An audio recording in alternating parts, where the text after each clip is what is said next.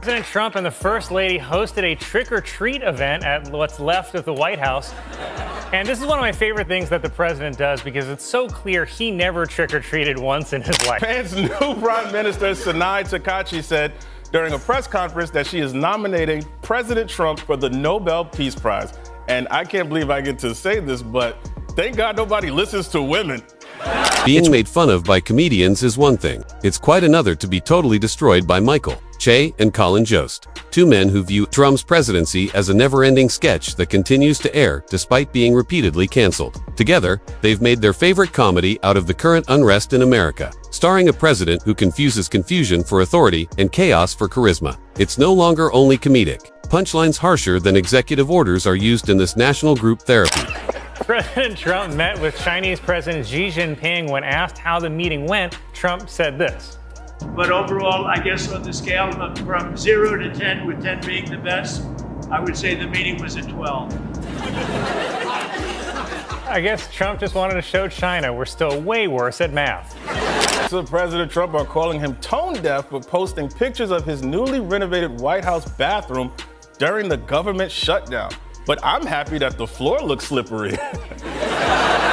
Begins by stating that under Trump, each day seems like a rerun that no one requested. The scripts usually finish with the same twist, and the scandals melt together like awful improv acts. Trump is claiming triumph in a catastrophe he caused. It's all performance and unceasing praise for him. It's performance art without the artwork. In his first term, here's how he gave candy to a kid dressed as a minion.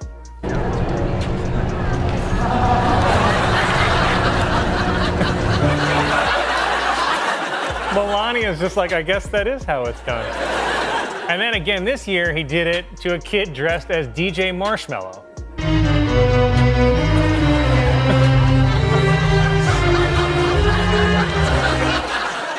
Just put it in the bag. Why is he so weird? Even the kid is like, this is not right. It's kind of an embodiment of his entire presidency because it's just a violation of norms that no other president or person has ever Che, on the other hand, treats Trump's presidency as if it were an extended stand-up routine. He's not in need of props. The content is all provided by Trump. The inconsistencies he makes on a daily basis, his self-congratulations, and his snap judgments, like placing a fast food order. According to Che, the government is a 24-hour news smorgasbord full of flawed ideas, each accompanied by additional confusion. Volodymyr Zelensky has said that if President Trump provides Ukraine with Tomahawk missiles, he will nominate Trump for a Nobel Peace Prize. You know, the prize they give you for selling missiles. There was outrage that another alleged drug smuggling boat from Venezuela has been blown out of the water without warning. And you may not think that's a big deal right now, but one day soon, you'll look at yourself in the mirror and realize you're out of cocaine. Josh then declares everything to be the best, which is Trump's favorite activity. The best leadership, the best economy, or whatever he most recently saw on a cue card. It's similar to hearing a game show competitor who is unaware that the buzzer has already sounded. Every accomplishment is exaggerated beyond recognition. Every speech feels like a motivating seminar for those who don't read fine print. And every setback is attributed to unseen adversaries. Like, who's ever thought, I should put the candy on the kid's head? My favorite part, though, was when Trump and Melania made a grand entrance to this song.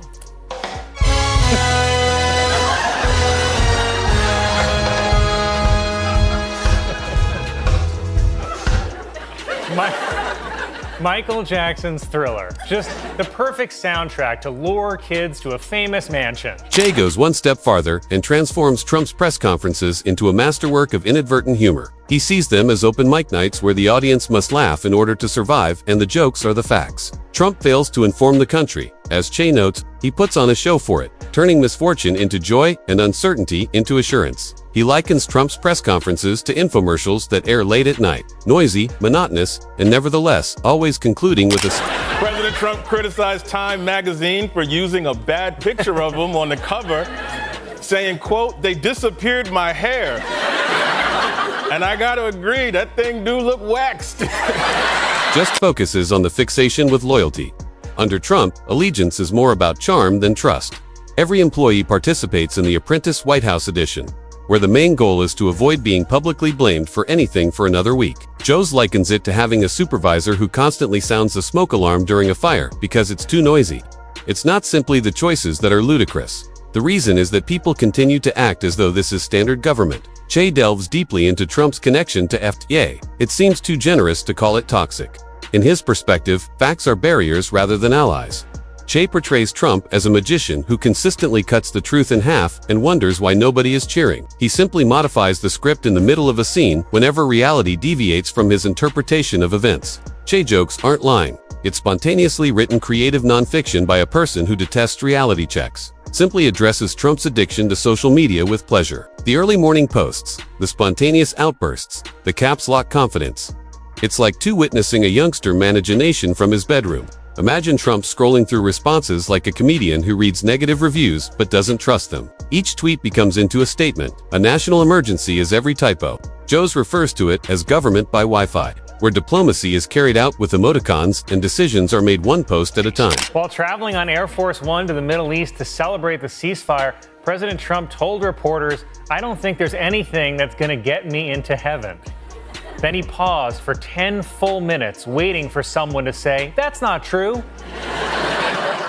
Because Trump can't go to heaven. He's far too busy down here, running hell. Che can't help but make jokes about Trump's public rallies. It's political theater staged by someone who believes that a standing ovation is evidence of sound policy, complete with interminable monologues, looping slogans, and scripted outrage. Che makes comments about how the gatherings resemble motivational cult leaders, trying to sell everyone identical caps rather than lectures. For those who mistake loudness for vision, it's amusement. Additionally, Trump acts as though he is allergic to quiet. Jost brings up Trump's constant optimism about the economy, even when it is obviously faltering. According to him, it's a financial magic trick where the figures appear fantastic until you discover they're borrowed from tomorrow. Like a gambler flaunting gains, Trump boasts about stock market highs while ignoring the debt. Just makes fun of the never-ending spin, referring to it as optimism on credit, where the only genuinely successful growth business is denial. Che delves farther, making Trump's corporate arrogance seem absurd. He makes the case that Trump manages the nation like a real estate company. Very little building, a lot of branding. Every scheme sounds fantastic in theory, but breaks down when basic math is applied. He is portrayed by Che as a salesman who thinks that zeal equals performance. As a result, a country consistently makes lofty proposals that disappear more quickly than campaign pledges. In the Middle East are crediting President Trump with brokering the Israel-Hamas ceasefire, but it makes perfect sense to me because sometimes crazy people only listen to other crazy people. Like when you see a guy jacketing on the subway, you don't just ask him to stop. No, you got to take off your pants too, and now we can negotiate. President Trump has reportedly become concerned with Congresswoman Marjorie Taylor Greene criticizing Republicans on key issues, with Trump asking, "What's going on with Marjorie?" Little advice, bro, just let her go. You can't change her. God knows I've tried.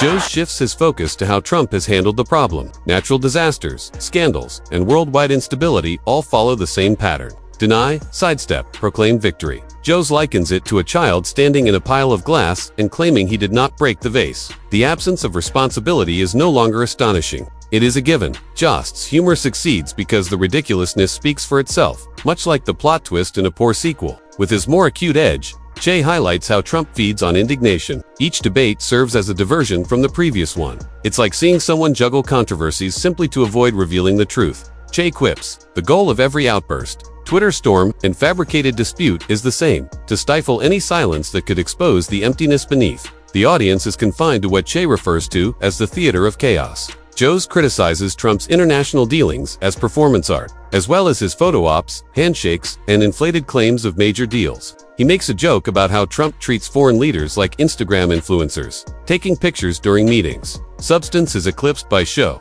Jost also paints it flawlessly. A man who fails to read the assignment because he believes diplomacy is a group activity. Start update with some good news for once. There is peace in the Middle East.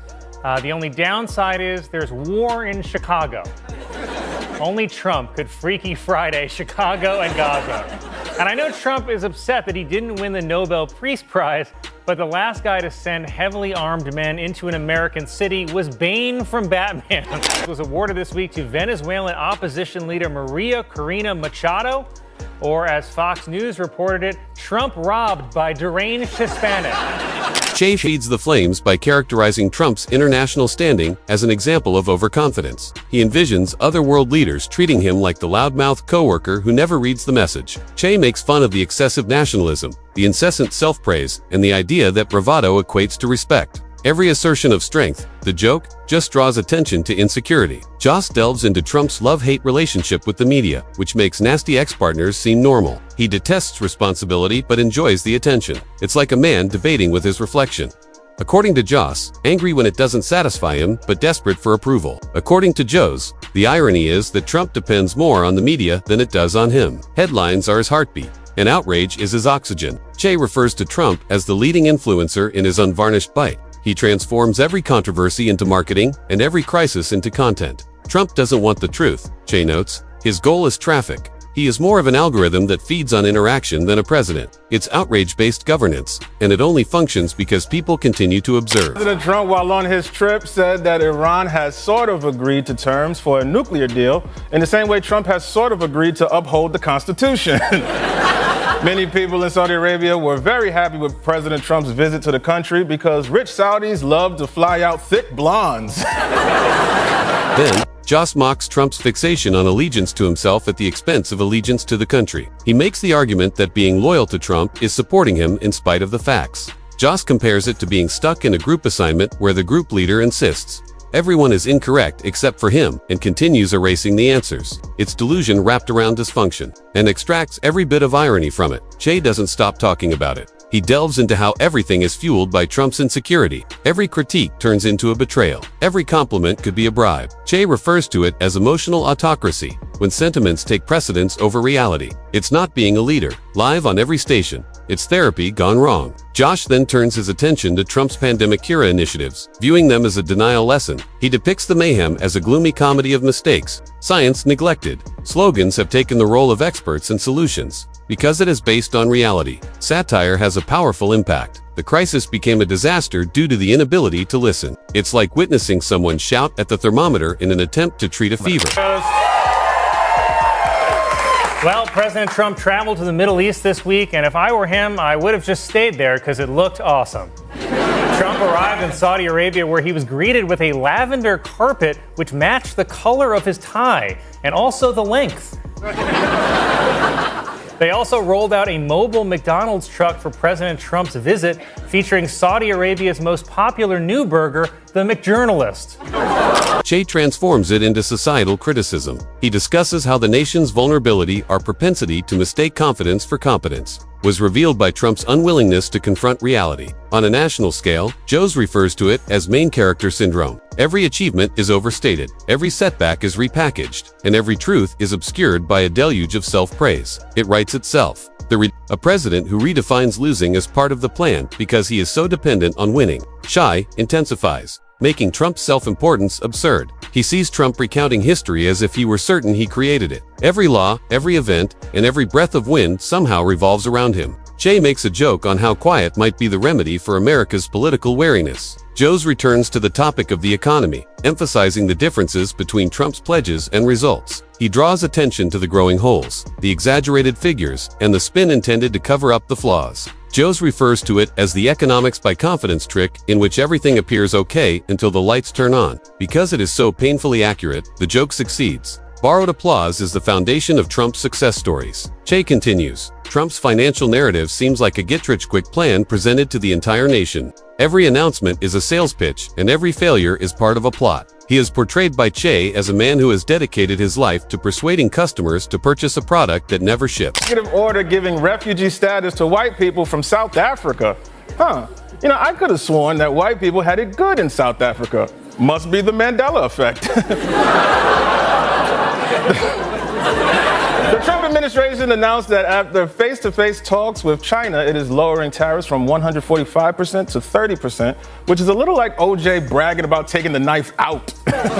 Jost can't help but challenge Trump's connection to reality one final time. The unrelenting spin, the changing narratives, the persistent denials. It resembles a nonsensical soap bubble factory. Jost claims that Trump's inconsistency is his sole constant. As facts come into his orbit, they instantly fall apart. Comedy is born out of chaos. Che focuses on the psychology of Trump, the incessant rewriting of his own story, the fear of being irrelevant, and the need for approval. It's all exposed for amusement and sympathy. Che jokes that critics, the media, and Congress are not Trump's greatest adversaries. It is the actual world. The man has been avoiding it for decades, and now he is leading the nation in circles. Jost concludes by drawing a comparison between Trump's presidency and an unending comedy play. The audience sticks around because they can't believe what they're witnessing. The cast keeps switching, and the gags keep failing. It's chaos masquerading as assurance. Performance misinterpreted for intent. Che closes it with a really grim sense of humor. Trump isn't merely a symptom, he claims. He is a mirror of a nation that confuses spectacle for strength,